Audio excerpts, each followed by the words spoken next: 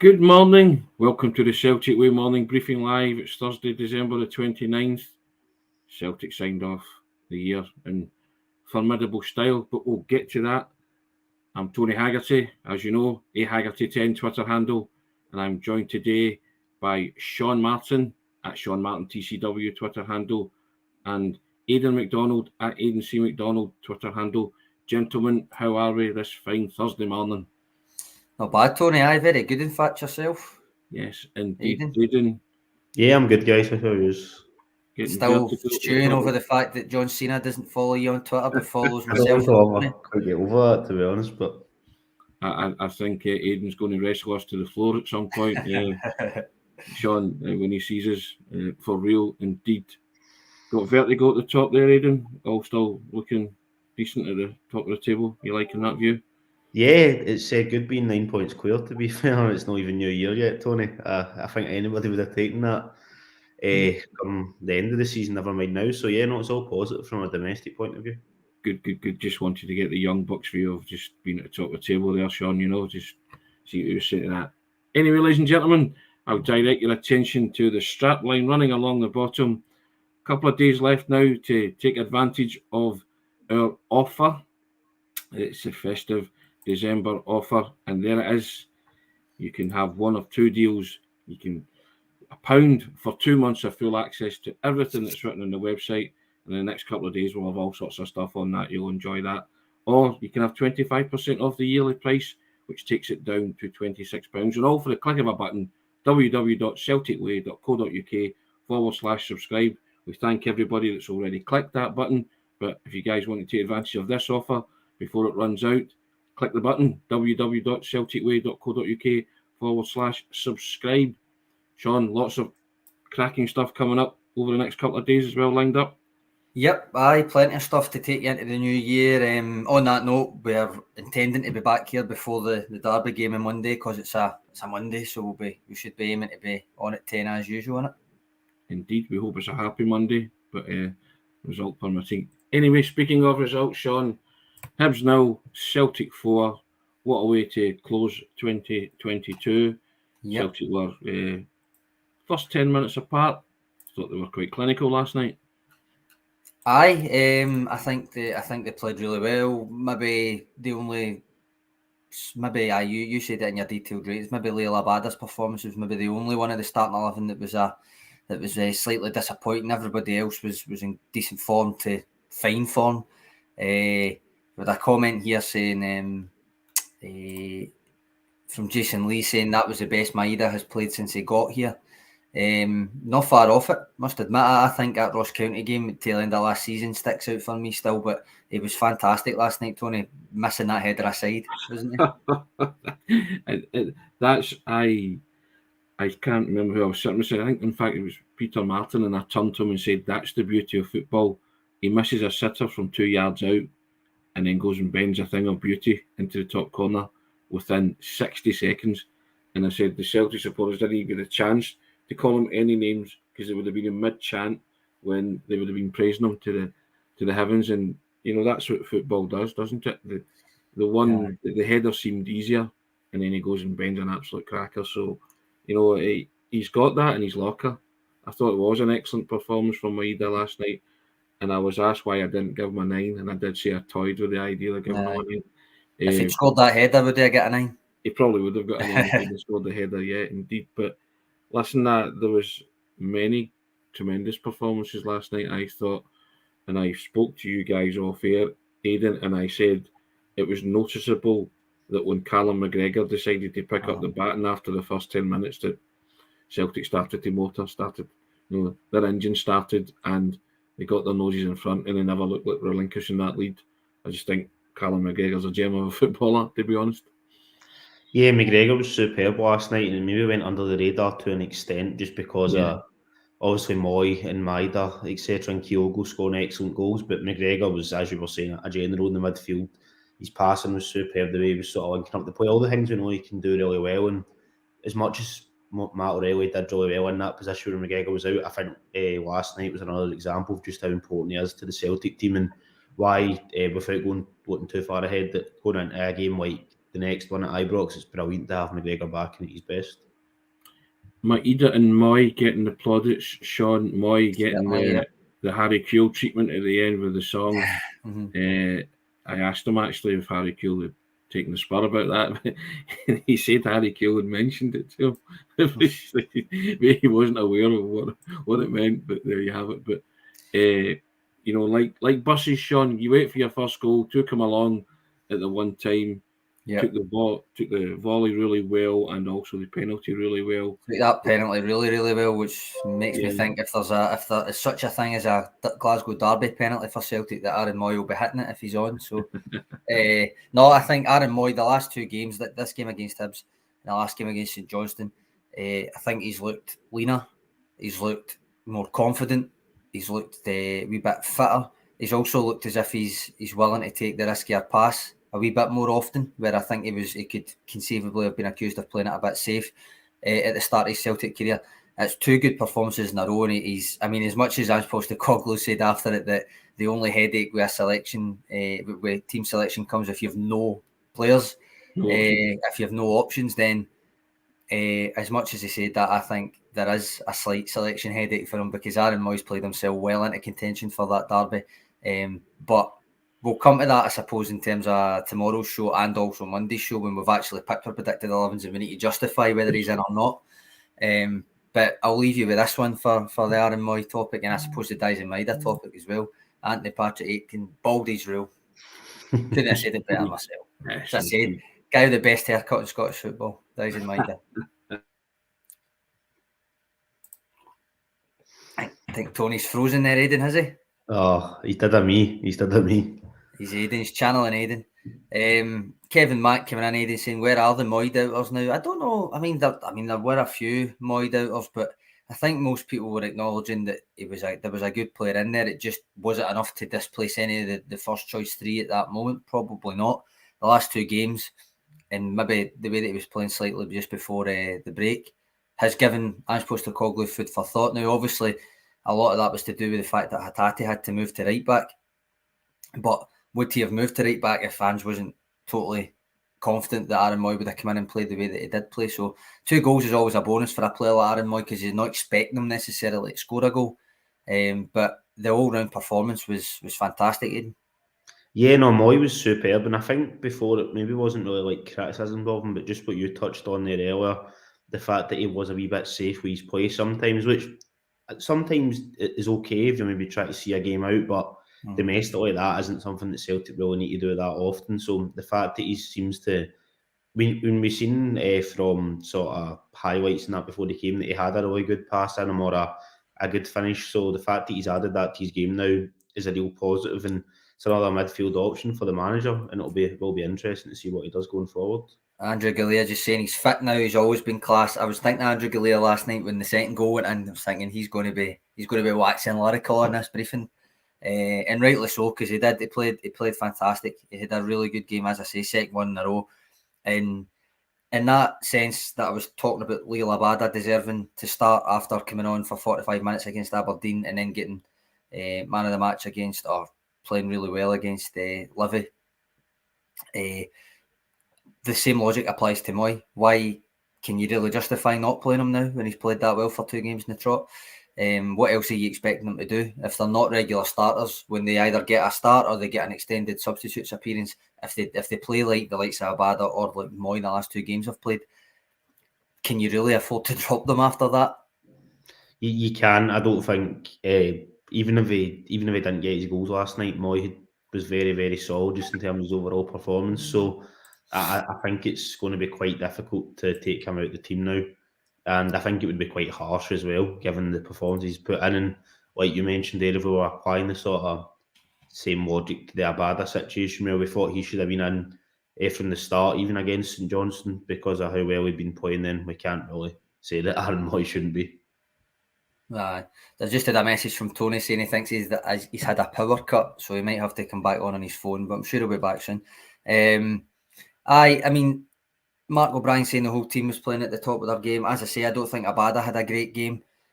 Tony gave O'Reilly a 6. I thought Matt O'Reilly did actually have a good game and could have had a goal as well. When we're talking about that concept of like sharing the burden and different things. I want to point. I've had an early look at the stats bomb data from the game. You might find this quite impressive. Not alternative. You might think I'm talking nonsense, but 11 different Celtic players played at least one key pass, which I think is just superb and just encapsulates the fact that there is a threat from virtually every area of that team.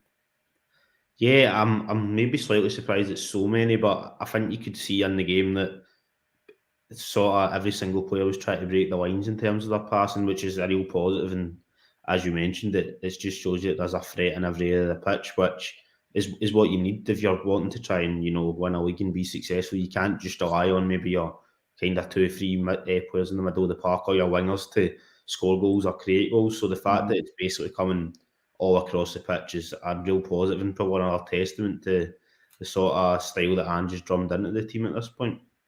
There's a mini debate on Matt O'Reilly's form going on in the comments, Aidan. A couple of people saying he should really be rested because he's been off form, but he won't be. A couple of people saying he's actually been playing well, he's just not been scoring. And Max Stark here saying, wouldn't say really he's been awful, just the guys next to him are playing really well and he's not quite at his best. Where do you stand on it? Matt O'Reilly been unfairly criticised the last 4 games, or do you think he is off the boil? I think he's maybe slightly off the boil, but maybe like that from the commenter says there, that is to do with the fact that the players that have been in there with him have been excellent. He's obviously, I think, in the last 2 games had quite good chances to score, where a sort of ball played across the box. He's then the keeper saved. There was that one last night that Marshall saved at 0.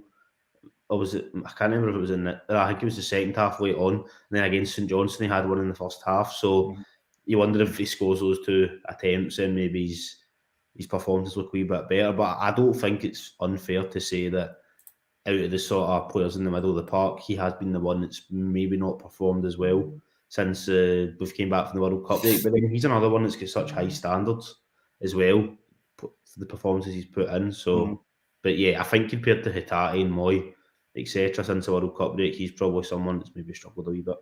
Yeah. I must admit, there's a couple of comments about the defenders, and while Hibs, after the opening kind of portion of the game, I wouldn't say they massively threatened. Both Cameron Carter-Vickers and Carl Starfelt, I thought, had really good games, really composed games, coped well with the early pressure that Hibs tried to put on them. I know Hibs scored, but it was offside. They were both unbeaten in the air by the end of the game. Made a combined 16 clearances, Aidan, 2 tackles and 1 interception between the 2 of them, and they conceded just 1 foul between the 2 of them as well. Is it good to have the 2 of them reunited as a partnership, and has Carl Starfelt finally kind of quieted any lingering doubts that anybody had about him? I think it's great to have him back as a partnership. I mean, that was the sort of central defensive 2 that played a massive part in Celtic winning the league last year. We know about all the great goals and moments of magic from the forwards, but Carter-Vickers and Starfelt in that first 12 months under Ange, once they got going, were superb, and they didn't concede a lot of goals last season, and a big part, and that was due to the fact of how solid they both were. In terms of Starfelt doubters, I really think, apart from those, I know he had those first 7 or 8 games last year when he struggled a wee bit, such as I think we can probably forgive him for particularly the first couple of that, because with Hearts away last season, he was literally, I think he was off the plane like 48 hours or something like that after an isolation for 2 weeks. So I think we can forgive the start. Really, outside of that first little run of games up, Tony's back.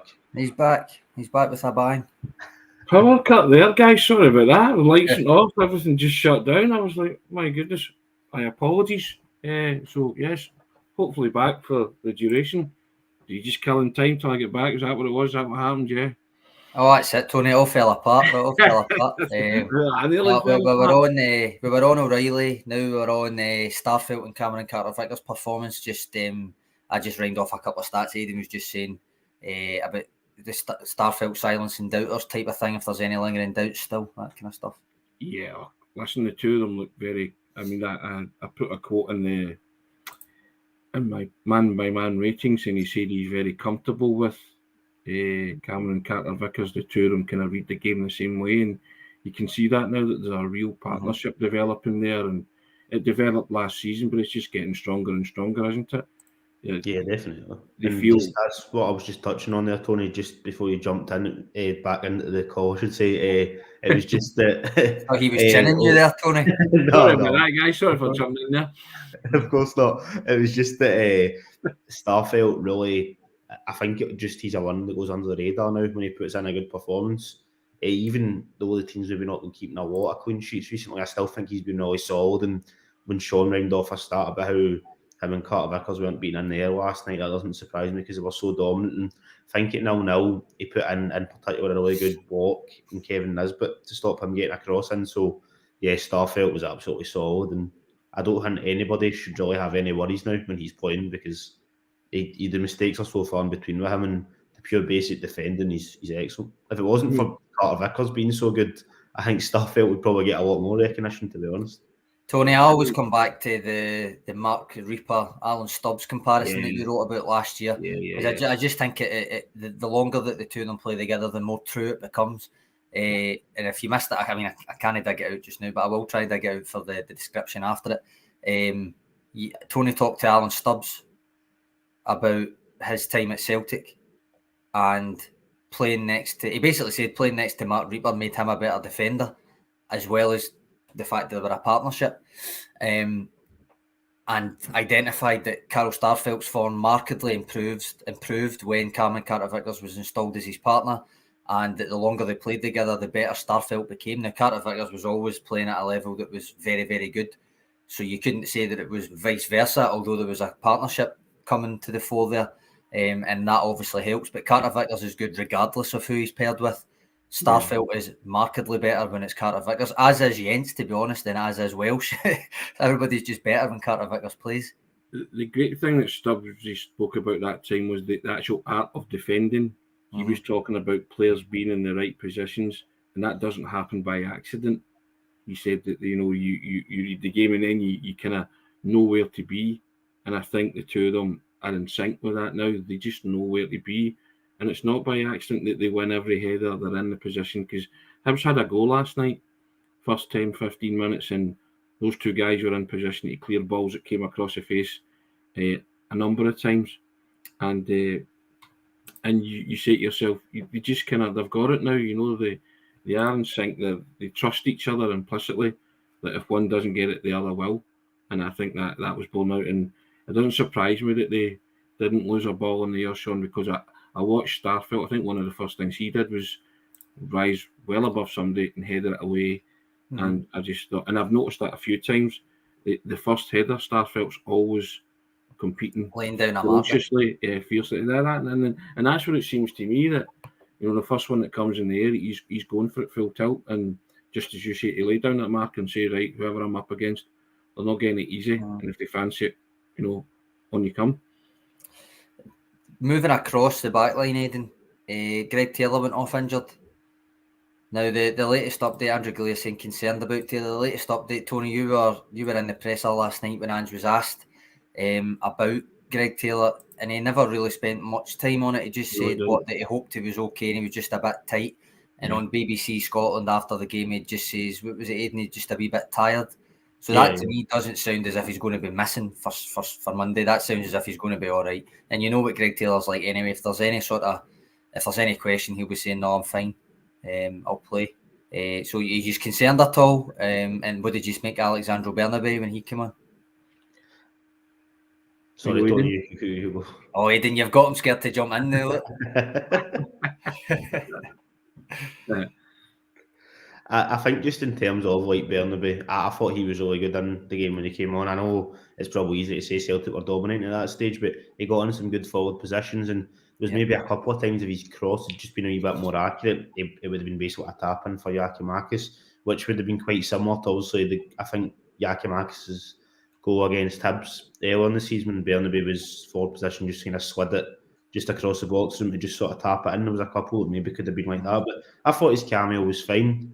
Andrew's comments, obviously based off BBC Scotland, and then the presser that Tony was involved in, does seem like that Taylor's going to be okay, which is a real positive because he's been one of the best players this season. So if you were without him, then that would be a massive blow. But yeah, Bernabeu was fine, but I think Taylor's going to be okay by the sounds of it. So he should be in the starting 11, hopefully, for the game at Ibrox.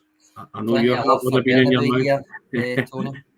Yes, I know your heart would have been in your mouth when Taylor went off, Sean. What I will mention is what David Ferguson's talking about, that pass from Taylor to Maeda and the run up to the penalty, I think, wasn't it? 2 passes. That's that passing ability that we've been talking about for a few months now. I think you see it last year as well. So 2 passes that were brilliant last night. I think McGregor played one into Haggerty. McGregor's pass was just absolute class, and that one as well. You look for different moments, idiosyncrasies, behaviours, as you call them, Sean, and the manager alludes to. And those 2 passes last night were terrific, So there was a couple of Matt O'Reilly ones as well. Well, not quite on the level of those 2. But very, very much kind of progressing the ball, pack passing, as Alan Morrison would call it, taking opponents out the game, playing someone else through, that kind of thing. And then also the Hatate pass, remember? Through to Kyogo for his goal. So, which I thought Kyogo was vintage Kyogo, that finish, that kind of run through and finish. But we're going to stay with the defence, but if we can, because there's a few comments coming in asking about the right back situation. Now, we'll not get into a full predicted 11 because there's still a few days before the game. And I want time to think about it more than anything else. I want time to get into my own head about it and totally second guess myself. But Charlie McGarvey just saying, what does Hatate playing at right back say about Johnston's prospects? I would say nothing, just purely for the fact that he can't play until January the 1st. So he might be in contention for the derby, which is what Charlie comes back in and says. Would Ange throw Johnston in for his debut on Monday if Juranovic and Ralston are still unavailable? Do you know, I wouldn't put it past them. It doesn't sound to me as if Juranovic is going to be unavailable. We'll need to see with Ralston, although I've tipped him to come back for 2 games now and he's not. But given that Ange is throwing people in for debuts before, Juranovic himself went straight in for a debut against Rangers, so I wouldn't put it past Alistair Johnston, having been about the squad already for a few weeks. I wouldn't put it past him coming in. Bearing in mind Alistair Johnston's last games were at the World Cup finals. Yeah. And he's played in high caliber games, or the highest games of his career so far. So I think throwing him into a Rangers Celtic debut at Ibrox, it wouldn't faze him in the slightest. And you go by his teammates have said he's quite a bubbly, infectious character, and he's got a lot to say for himself, and now he's the kind of guy, confident kind of guy. So if that happens and Juranovic and Ralston were unavailable, I don't think the manager would have any qualms about throwing him in, because I think he would be ready, and I think he would want to get his Celtic career off to a kind of flying start in a game like that. Could he cope with it? Of course he could. He's a Canadian international, and you saw in glimpses at the World Cup finals what he was capable of. I think the Celtic fans would actually like to see him. But if either of those 2 are fit, then I think you would go with the tried and tested, wouldn't you? Yeah. Max Stark coming in, just pointing out that he played at left back at Ibrox in his debut. But if Johnston has impressed in training, then he may start. Antonio's coming in saying, I would have thought that if Juranovic was going to start in the derby, Ange would have given him some game time towards the end of the Hibs game. That's a fair point, but he might also have thought there's no need to throw him on when he's been playing in the World Cup right up until the latter stages. It's not necessarily match fitness, it's just been back at Celtic that he's not been there for long. So he maybe thought 4-0 up, rather use it to what will come on to give young Rocco Vata the minutes rather than an established player, and get Juranovic another extra couple of days training and then straight back into the team. Would you think? Yeah, I think so. With Juranovic, I personally would, and I know I'm always kind of like bumming up Juranovic on this, right, as me and Tony have debated before, but I would kind of have Juranovic in there, really. I know I've seen a few comments talking about where his head's at, etc. I think the manager knows his players well enough at this stage that they wouldn't be throwing someone in if they thought they were maybe not interested, but not invested in the game. I know the first game at Ibrox last season, they had Eduard and Christie, who then kind of left a couple of days later, but a lot of that was kind of enforced by the state of the squad, and Ange admitted after that he probably should have played Kyogo for them. I think we're at the stage now that Juranovic would be involved on Monday if his kind of head's not in the game type of thing. I think if he's fit and he's fine, I think he will start. Even he was on the bench last night. For all I know, he could have picked up an injury in the first 10 or 15 minutes and then Juranovic has to come on and play a good chunk of the game. So I don't think he would have been on the bench if he wasn't fit to come on and do that. So I think he probably will start against Rangers just because I think he's the best right back at the club. So, yeah. Tony, he also said, Ange Postecoglou also says to you in the press conference last night that as far as he knows, there is no bid, there is no movement, there's nothing happening with Juranovic at the moment, despite all this talk about Chelsea and different things, and that kind of odd thing that came up yesterday that there might be a release clause that nobody knew about, that kind of stuff. He addressed it directly, didn't he? He told you nothing's happened. Yeah, and until such time when anything does happen, I think he'll just continue to play guys through. And I also think if Juranovic does leave at the end of January, I'm sure he'll want to bow out on good terms, and he'll want to play, and he'll want to try and help Celtic get a win and wave goodbye in the best of, as I say, best of terms. Everybody wishing him well, And Juranovic is John Boy 1888 senior. He knows the fixture. Juranovic has had a cracking World Cup finals tournament. His value has increased or whatever, according to experts. He'll go for whatever somebody's willing to pay. But as the manager says, he's not going to spend his time dealing with speculation every day because he wouldn't get any work done. I think he'll say to Juranovic, I've got every confidence in you. You can come through this and play. I'll play you, no problem at all. And Juranovic will want to play. He'll want to get back into it straight away. And whether he features at Celtic or not, it's irrelevant. You're being picked to play a really important game. You've played really important games for Celtic so far. This is just not another one in a succession of. Just go and do what you do. And if Juranovic is anywhere near fit, Juranovic will play. I think he was just giving him some extra time. I think he didn't, and like you, Sean, I don't think he needed to take any unnecessary risk with Juranovic last night and giving him minutes because these guys are fit. What's he had? He had an extra week off, didn't he? Well, he had a week off because he said he was going to give the World Cup players a week. So, and during that week, I think Ange Postecoglou even said the guys are bursting to get in. Once they get like 3 or 4 days, they're kind of like, right, okay. So these guys are... what it's like in a team environment, he'd have been eager to get back into Lennoxtown, swaggering, third place in the World Cup. And he looks a kind of character, Juranovic, doesn't he? And he's always smiling around his teammates. So I think they like that environment and they like the fact. So I think I do think Josip Juranovic will play on Monday as opposed to Alistair Johnston. But again, it wouldn't surprise you, would it, with the manager? He likes a curveball, doesn't he? So, but for me, I think the starting right back is Juranovic on Monday. All being equal and everything being fine. Aidan, we got a question from Michael Ross. What's the Haksabanovic situation? You threw up an article last night, or was it me? Can't remember. One of us done it. But it was a foot injury, as Postecoglou confirmed, didn't he? Yeah, he confirmed that before the game. He didn't really go into whether or not it's a serious injury type thing. Obviously, Haksabanovic missed the game against Aberdeen.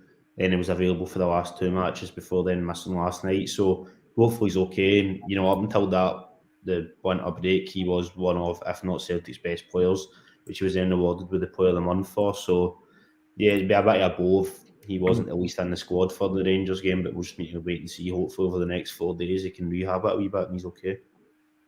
We've got a kind of odd one. It's just not to do with personnel here. Kevin Ferrier saying Celtic have scored 61 goals and just getting into the new year. So how many will they end up with? Now, for context, last year Ange Postecoglou's maiden season, overall they got 137 goals, which was one more than the Martin O'Neill 2000-2001 treble winning season when Henrik Larsson got 53 goals. Right, and think of how many goals that takes to share about a squad when nobody's hitting 50 odd in terms of last season with Ange Postecoglou's squad. This season, the 61 goals are obviously just the league. But many do you think they'll end up with, Tony? Oof, that's a tough one, isn't it? What did they get last season? 136? 137 all comps. The league was 92, so they're only 31 off of that with half the games remaining. Okay, I'll go I'll say they'll improve, and I'll say they'll go upwards of 140, somewhere between 140 just in the league, or just overall? Overall, aye. Overall, right.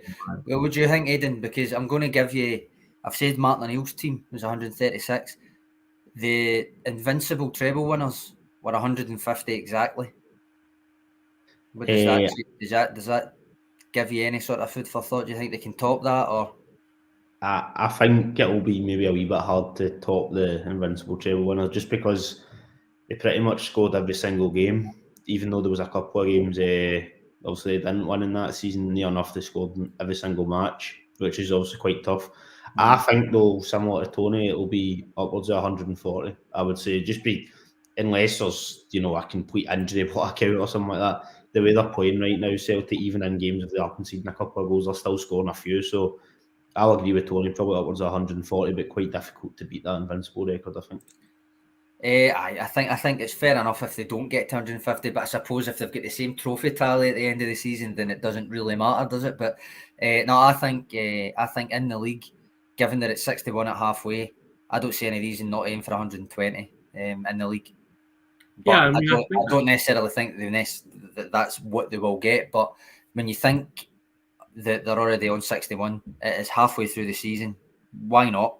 Why not? Isn't it? That's more than that's a kind of and these are kind of goals that they might set, inwardly, in house, but not specifically. Oh, they'll never come out and say that's the kind of thing. Can they? These no different. You change your goalpost to suit, don't you, as the season moves on? But they're certainly capable of scoring goals at will, as they showed last night. Mm-hmm. King Size Homer saying, morning lads, glad to what a profile picture. Glad to finally catch one of these lives. Great performance from the boys. Hope you're all well. Tony and team. Off Tony getting the captain's armband there. I don't know what I did to deserve that, having just jumped out with a power cut there, but there you have it. Not good luck. So the other thing, Retro Celtic saying a striker is definitely still needed for those stats, Sean. Again, I'll come back to it. If Kyogo's scoring every game he plays virtually, where's a striker going to fit in? They'll just end up in the Yakimakis role where maybe they're unhappy with game time. Yeah. That was at 15 for the season, Aidan, last night at Kyogo. Yeah, 15, yeah. And he took it well. It was yes, something like that. That was a 5-a-side goal, Aidan, wasn't it? He beat the guy, then wanted to beat him again, and then just ran out of ideas and just stuck it in the net. When you run out of options, stick it in the net, and we'll discuss them later, as a famous man once said. No, I quite liked that goal, to be fair. It was really satisfying. Like the pass from Hatate as well was really good, and then the way he just sort of, like you say, jinx one way, jinx other on. It was such a nice goal, really satisfying. And Kyogo really does look like he's at his best at the moment. I know I've seen a few comments online after the game saying up until that he was a wee bit quiet, but if you're going to have games when you're quiet and you can still produce a high quality goal like that, then that's fine by me, particularly with the rest of the teams contributing so much. The thing with Kyogo is in domestic football, he's flying. In the Champions League, he didn't quite hit it, which I think is still sticking in a lot of people's minds. Because statistically, I've got them up here. Overall this season in competitive games, 15 goals, 1 assist. It's just under 1,600 minutes played, so it's a goal contribution every 99 minutes. But if you just take out the European games, then it's all 15 of his goals, but in like 300, nearly 400 fewer minutes. So you're talking a goal every 80 minutes. So, I mean, how can you cannot really complain about that. Especially if you're sitting Yakimakis, what can you really say if a guy in front of you scoring domestically anyway more than a goal every game? Well, every 90 minutes. I think the manager also said as well that this was this team's first crack at the Champions League. It was a learning curve, wasn't it, in Europe this season? And yeah, as you say, that's still fresh in people's mind that Kyogo didn't score in the Champions League, and they're using it as a bit of a stick to beat them with, which is maybe unfair because everybody was learning how to cope and play football at that level. And if Celtic win a title again and get back in, then I think you'll maybe see you'll see the lessons that have been learned for yourself. You'll be able to watch it.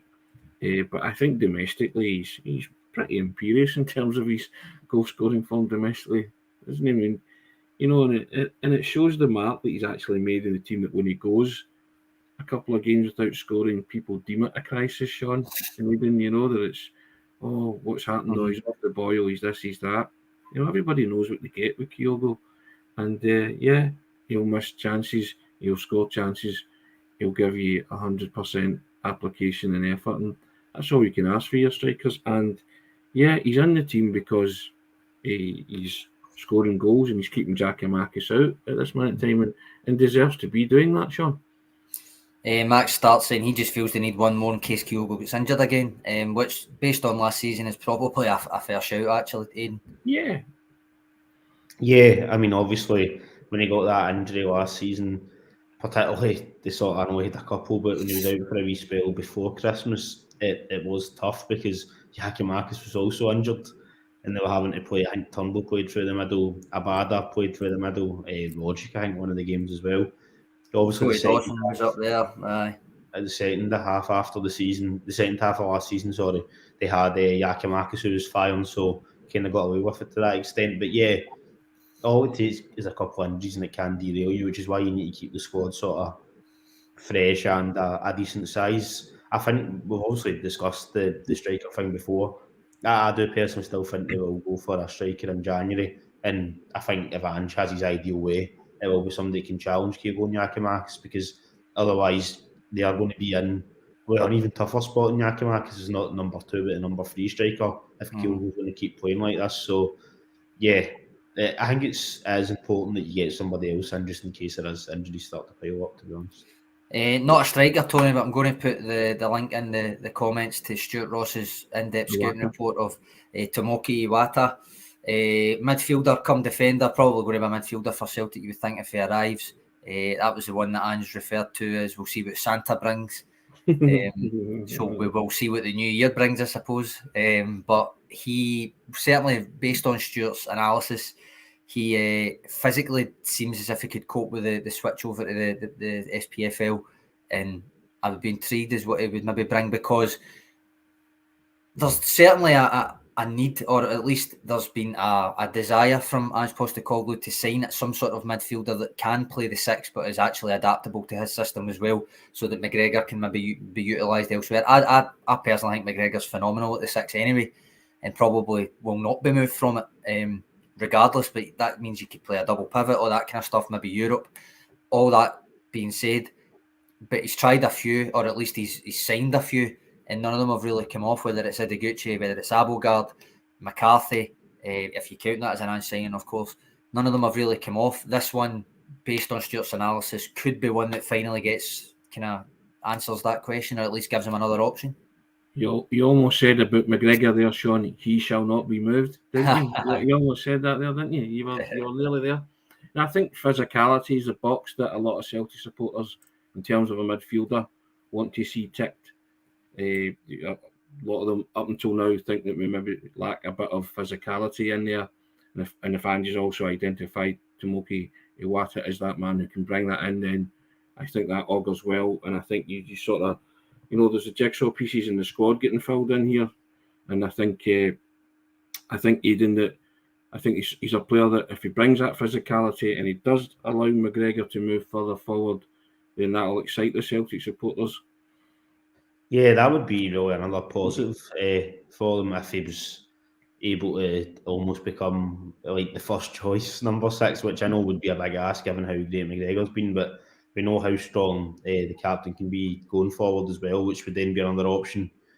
Potentially, you could say maybe that would be Tom Roderick, that kind of other number sort of 8 position finally getting filled, because I know Mooy has kind of technically came in as like a replacement for him, but just in terms of the sort of dynamic nature, although saying that, Mooy has obviously came on the last couple of games, but yeah, that would be brilliant if Iwata was able to come in and push McGregor, because you, every player you bring in, ideally, you want them to be trying to push for first choice in their position, because that keeps the squad strong and it means you're not carrying any passengers. And I know obviously Sean was listing there a couple of the players that's been sort of bought in that position.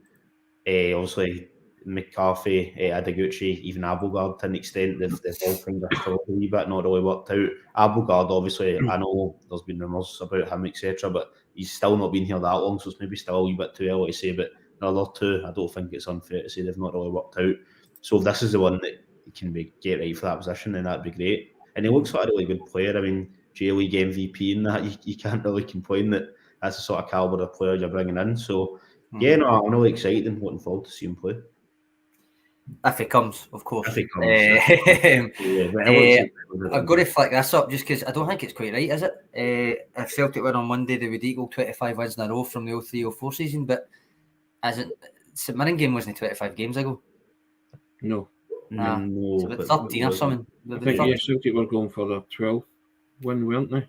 So with 13, that's not quite right. They were going for a 12th win last night. They got it, so I think it was 13. I just wanted to check that there in case I was missing it with the stats. But no, nonetheless, 13 would be very impressive. And domestically, it would be 19 out of 20 if they win on Monday. Yeah, which is football manager type form.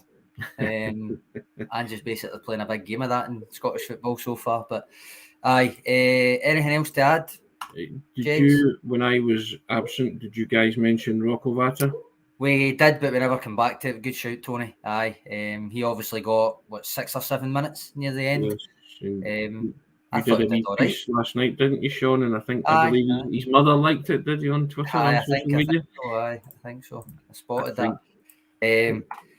It was just a quick, like, for anybody that didn't catch the game, just to be kind of a quick rundown of what he was involved in his 6-7 minutes. He didn't hide, put it that way. He was very much wanting to get involved and make some sort of impression. I liked it.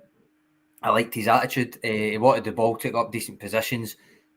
The couple of times that he collected the ball, one from Starfelt, one from McGregor, out in the left wing, immediately he looked up to see if he could take someone on, which I liked.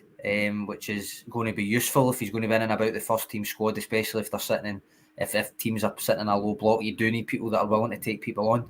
I like that. The first one, he took the guy on and he got nudged off the ball. It deflected off him and it went for a goal kick. But the very next time he got it, he tried it again, won a corner. Before the end of the game, he kind of was out in that kind of left flank again. He shuffled inside, tried to get a shot away. All right, it wasn't the best shot. But again, I like the attitude. I like the kind of confidence to say I've only got 7 minutes, but I'm going to make the most of my 7 minutes. That kind of stuff. The piece I put up on the site is very unscientific. It's literally just a rundown of what happened in his first 7 minutes in a Celtic jersey, basically. But obviously I'm predisposed to kind of maybe a wee bit of the blinkers when it comes to the youth prospects. But I quite liked it. He's only 17, remember. Still got a lot of growing to do, which I'm seeing a lot of in the comments. So. Big proud moment for Rudy Vata, Aidan, watching his son play 7 minutes for Celtic. Yeah, no, it must be, and the fact that he was able to get those minutes does show that there is maybe, I know we've debated at times about the pathway to the first team and that, etc. But if the fact that Andrew's given him some minutes there, that was the ideal scenario as well, just in terms of probably his development. You're coming on with the game at 4-0. It's not like, a pressure match when you're chasing a goal, etc. So, yeah, hopefully across the rest of the season he can get some minutes here and there, whether it's cameos or maybe one down the line will be targeted for more minutes. It'd be even Martin in the cup or something like that. So, yeah, it'd be good to see him feature. It's always good to see young players involved. I wonder if that Sydney trip did have any bearing on it, because naturally he's been same as a lot of the B team guys. They've all referenced this, whether it's the coaches for the first team and the B team, that occasionally there'll be ones taken up to train with the first team and see how they do and all that kind of stuff. Ange himself has mentioned that. But I did write when you were on the verge of going to Sydney, Tony, that I felt it was good that Rocco Vata, Boss-in-law as well, but Rocco Vata in particular, given the amount of talent ahead of him in the pecking order to get game time, that going to Sydney, and even if he didn't get that many minutes on the park, but being away with the first team squad exclusively, again, like he was in pre-season, training every day with the first team squad with no kind of hint that there's a B team just along the way kind of thing, that it could put him in Ange Postecoglou's thinking for the second half of the season. Now, I don't know if that has been the case or if it was always the plan that at some point around the new year he was going to be in squads. But I wonder, that's the kind of thing I'm hoping to hear at some point in the next few months, if anybody references what it was like in Sydney, because I did think it could have been a big step in terms of making sure that he was in Ange Postecoglou's thoughts, because training might only come across as training a lot of times, but certainly with Ange Postecoglou it means a lot. You know that you've asked him about training a few times, so so you can play yourself out of his thoughts in training. And I just think in Sydney, I'm hoping that Rocco Vata has just put himself further in them. Well, it's wonderful for his personal development, isn't it?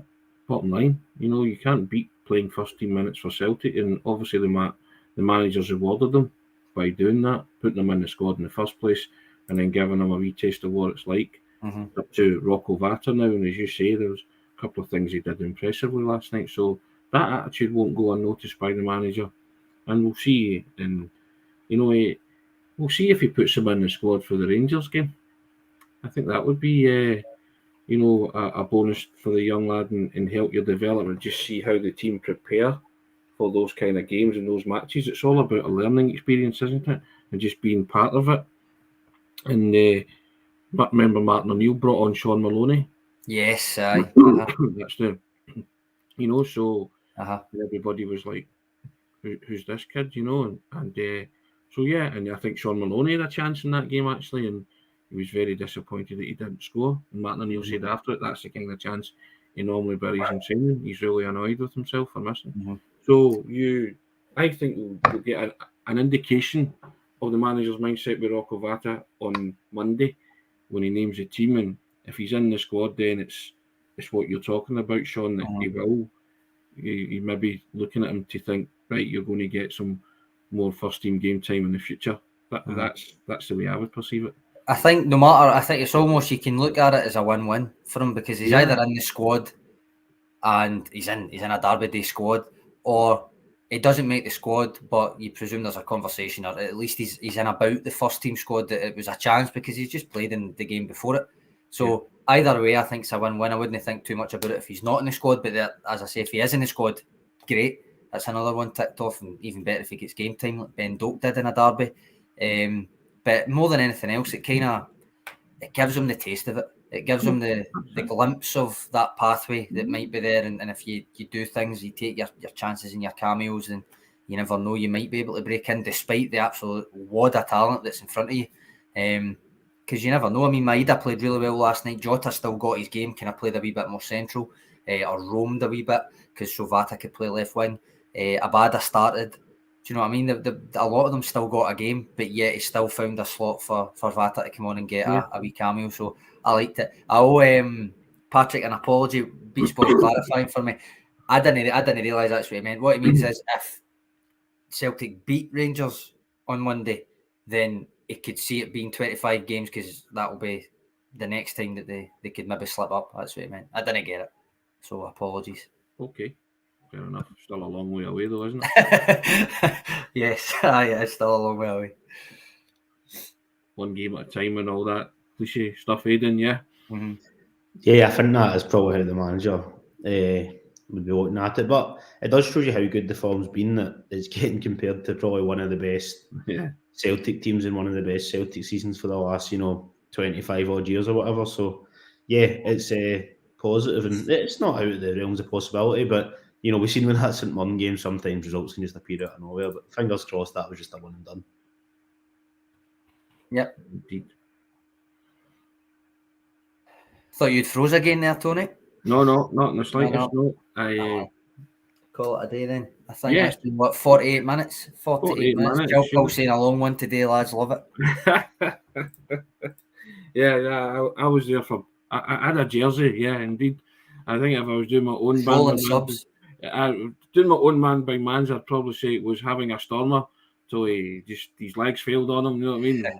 Power was cut from him, and we failed to recover after that, 5 or 6, something like that, but there you go. But yes, indeed, that's been 48 minutes. Hope you've enjoyed it. Celtic end the year with a marvellous performance at Easter Road. Beat Hibs 4-0. They remain 9 points clear at the top of the Scottish Premiership. All roads lead to Ibrox, gentlemen, on Monday, 12:30.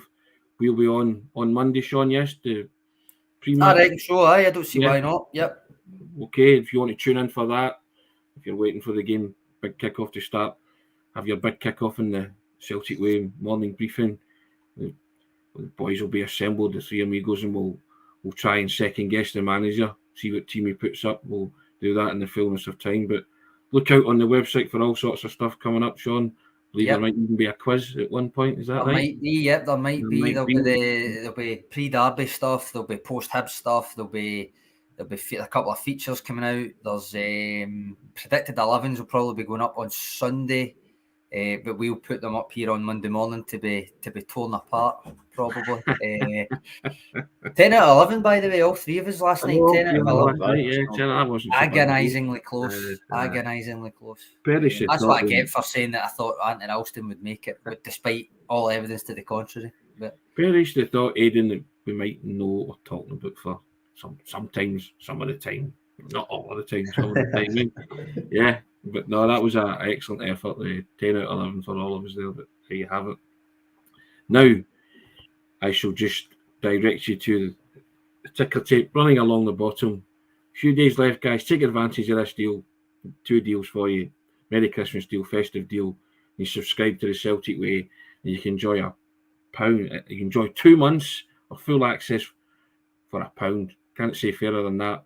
Or you can get 25% off the yearly subscription rate, which takes that down to £26. Great deal, guys. And all for a click of a button. www.celticway.co.uk/subscribe. That's www.celticway.co.uk/subscribe.